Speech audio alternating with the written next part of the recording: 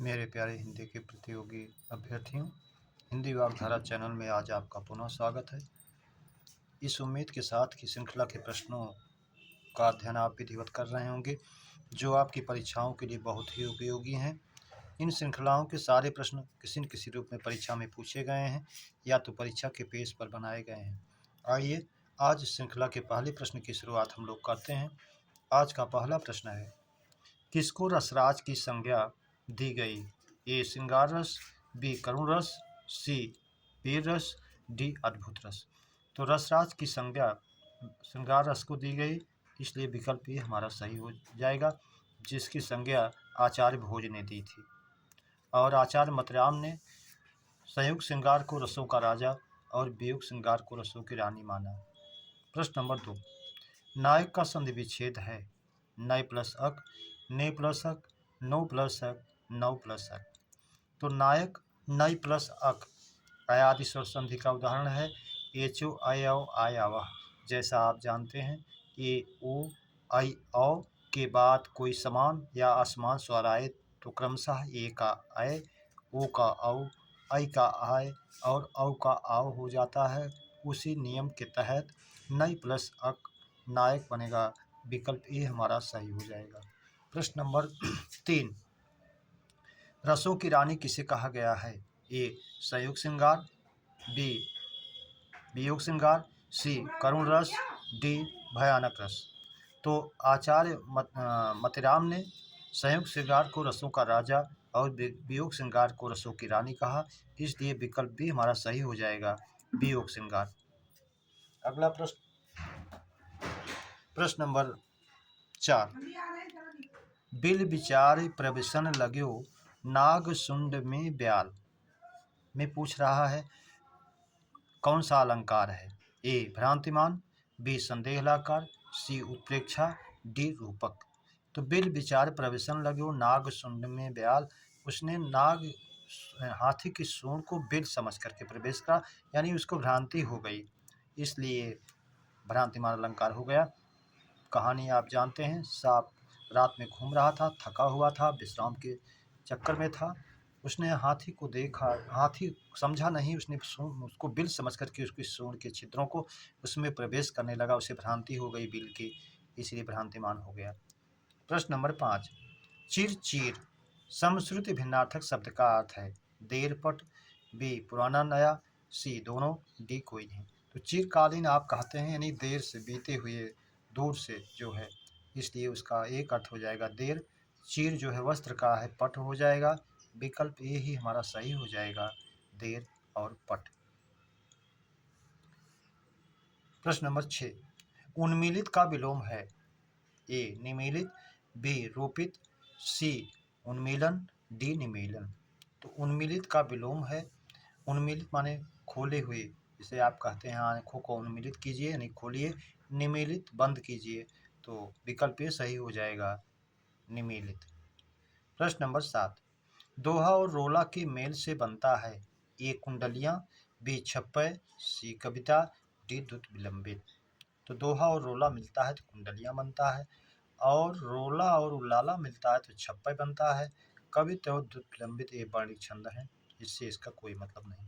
प्रश्न number 8, pulling शब्द है? ए रचना, बी पुस्तक, सी कथा, डी दूध।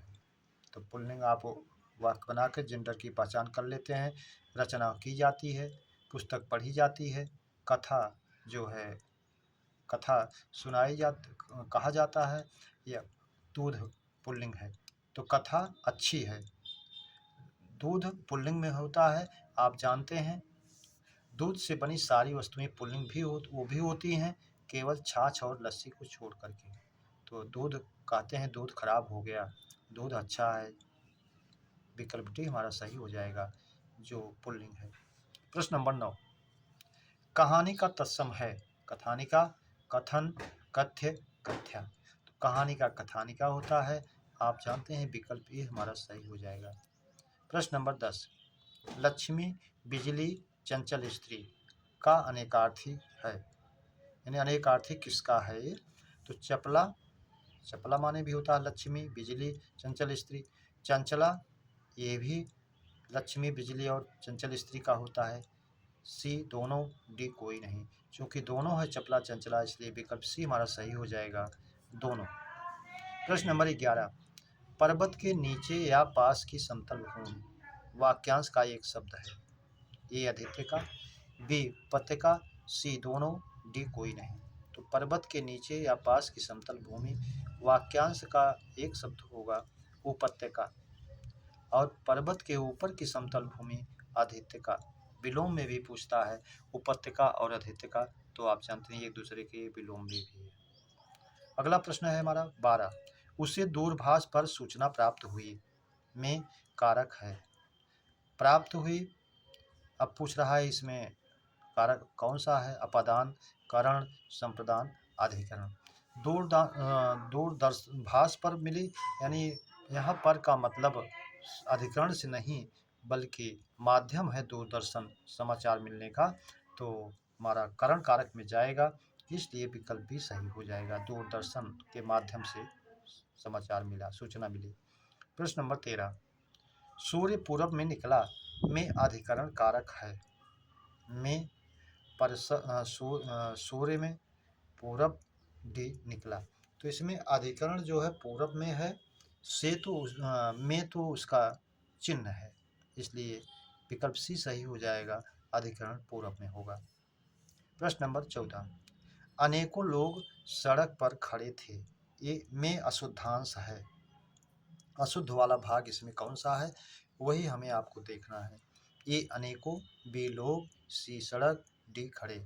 अनेक अपने आप में स्वयं में बहुवचन होता है, इसलिए इसका अनेकों नहीं होता है, यही अशुद्ध अंश है। अगर अनेक होता तो शुद्ध होता, विकल्प ए। प्रश्न नंबर 15, अनेक में उपसर्ग है। ए अन, बी अन, सी अने, डी अना। तो अन और एक, तो हल चिन्ह युक्त होगा तभी वो एक की मात्रा आके सीधे उसमें जुड़ेगी। अन रहेगा, अन और एक, तो बन गया अनेक, इसमें लगेगा बी विकल्प। अगर अन प्लस ई को होता, एक का कोई अर्थ यहाँ होगा नहीं, तब ये पहले वाले में लगता गुण संधि होती, लेकिन यहाँ सीधे वो एक की मात्रा आकर के अन में जो हल चिन्ह युक्त होगा तभी जुड़ेगा, विकल्प भी हमारा सही हो जाएगा। प्रश्न नंबर 16, तद्भव का कौन सा है। तद्भव शब्द कौन सा है। ए दही, बी क्षीर, सी छार, डी प्रभुत्व। तो प्रभुत्व तत्सम है, जो पहुँच का तत्सम बनता है प्रभुत्व। सी छार है, जो राख या खार का बनता है छार। बी क्षीर है, जो खीर का तत्सम बनता है, तत्सम हो जाता है क्षीर, तो खीर का तत्सम जो है क्षीर हो जाता है, इसलिए जो है ये बनता है इसका ये। अगला है इसमें तद्भव कौन सा है। दही तद्भव है, इसका तत्सम दधि होता है, तो तद्भव रूप इसका होगा ए, विकल्प ए हमारा सही हो जाएगा।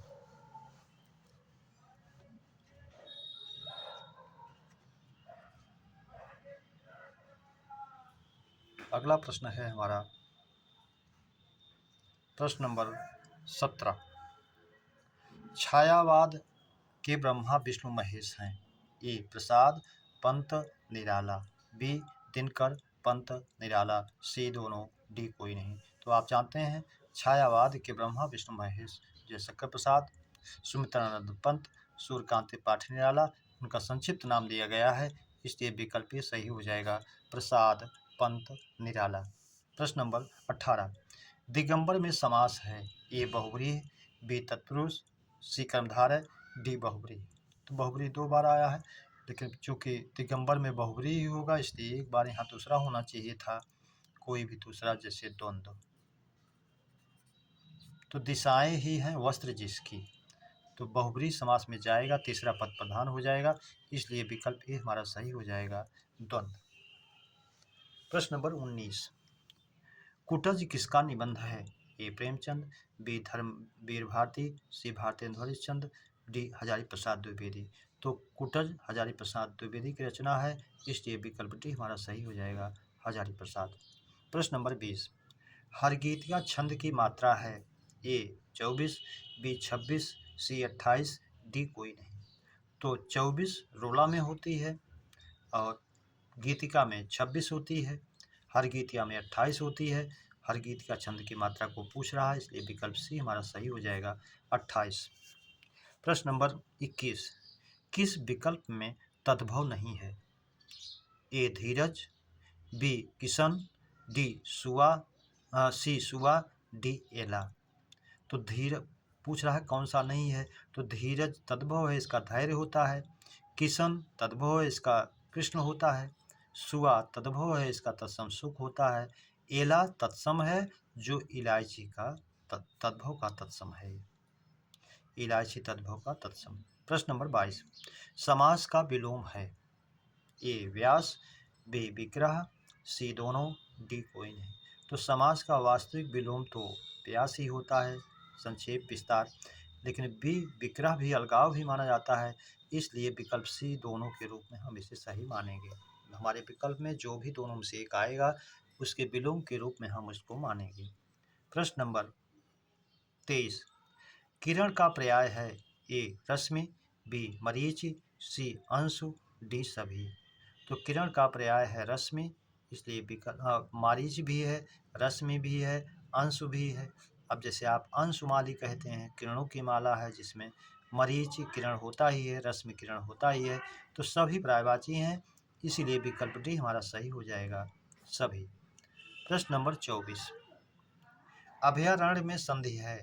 ए अभय प्लस अरण्य, बी अभ प्लस अरण्य, सी अभया प्लस अरण्य, डी कोई नहीं। तो अभयारण्य आपसे वाक्यांश में भी पूछता है, वह जंगल जहाँ भय ना लगता हो, डर ना लगता हो। तो मूल शब्द उसमें दोनों अलग अलग हैं, अभय प्लस अरण्य। अभयारण्य दीर्घ संधि का, दोनों शब्द सार्थक, जिस जंगल में डर ना लगता हो। प्रश्न नंबर 25, परिभ्रमित पर्याय है? कोयल का, कौवा का, सी दोनों, डी कोई नहीं। तो परिभ्रमित जो अपना पालन पोषण दूसरों से कराती है, अर्थात कोयल। विकल्प ए हमारा सही हो जाएगा, कोयल। प्रश्न नंबर, अब कोयल क्या करती है? अपने अंडे को कौवे के घोंसले में देती है, कौवा उसे पालता पोसता है। प्रश्न नंबर 26, उसके आने की सूचना मिली है में काल है? आसन्न भूत, पूर्ण भूत, सामान्य भूत, डी कोई नहीं। तो उसके आने की सूचना मिली है, यानी सूचना मिले, बहुत पुरानी बात नहीं हुई है, तो जो कार्य सटा रहे, नज़दीक हो, जल्दी समाप्त हुआ हो, आसन्न भूत होता है, इसलिए विकल्प ए हमारा सही हो जाएगा, आसन्न भूत। प्रश्न नंबर 27, शब्दों को संक्षेप करने या लघु रूप में लिखने में कौन सा विराम चिन्ह प्रयुक्त होगा? ए लाघव, बी उद्धरण, सी निर्देशक, डी विस्मयादिबोधक। तो संक्षेप करते हैं शब्दों को लिखने में, जैसे उत्तर प्रदेश है, ओ लिख करके जीरो की तरह बना देते हैं, वो लाघव का चिन्ह है, तो लाघव का चिन्ह प्रयोग करते हैं, जो विकल्प ए में दिखाया गया है, इसलिए विकल्प ए हमारा सही हो जाएगा। प्रश्न नंबर 28, वह दौड़ते ही गिर पड़ा में क्रिया है? पूर्वकालिक, तात्कालिक, नाम धातु, डी संयुक्त क्रिया। दौड़ते ही गिर पड़ा यानी जैसे ही कार्य शुरू हुआ तुरंत ही गिर पड़ा, समय का अंतर ना हो, क्रम का अंतर रहा, इसलिए तात्कालिक हो जाएगा, विकल्प भी सही। पूर्वकालिक, जब कर्ता एक क्रिया पूरी कर दूसरी शुरू करता है तो पहले पूरी होने वाली क्रिया में जो पूर्वकालिक। नाम धातु संज्ञा सर्वनाम विशेषण से बनाई जाती हैं। डी संयुक्त क्रिया, दो क्रियाएं आपस में एक साथ रहती हैं, संयुक्त हो जाती हैं। प्रश्न नंबर 29, चीन से मंगाया जाने वाला रेशमी कपड़ा वाक्यांश का एक शब्द है? चीनांशुक, चीनीपट, निर्याती, चीनात। तो चीन से मंगाया जाने वाला रेशमी कपड़ा, आप जानते हैं वाक्यांश का एक शब्द होता है चीनांशुक, विकल्प ए हमारा सही हो जाएगा। प्रश्न नंबर 30, विलोम का पर्याय है? ए प्रतिलोम, बी प्रतीप, सी विपरीतार्थी, डी सभी। तो विलोम का पर्याय जो है प्रतिलोम भी होता है, प्रतीप भी होता है, उल्टा एक अलंकार भी होता है जो उपमा अलंकार का विपरीत होता है, इसका नाम ही प्रतीप है। विपरीतार्थी, विपरीत अर्थ को देने वाला, इसीलिए विकल्प डी हमारा सही हो जाता है, सभी। प्रश्न नंबर 31, स्नेहिल का स्नेहिल रूप किस प्रत्यय से बना है? ए ला, बी इल, सी ईल, डी इल। तो स्नेह में इल प्रत्यय जोड़ने पर शब्द बनता है स्नेहिल, इसलिए विकल्प बी हमारा सही हो जाएगा इल। अगला प्रश्न है हमारा, पन्ना का तत्सम है ए पर्ण, बी पत्र, सी पन्न, डी सभी। तो पन्ना का तत्सम पर्ण होता है, इसलिए विकल्प ये सही हो जाएगा।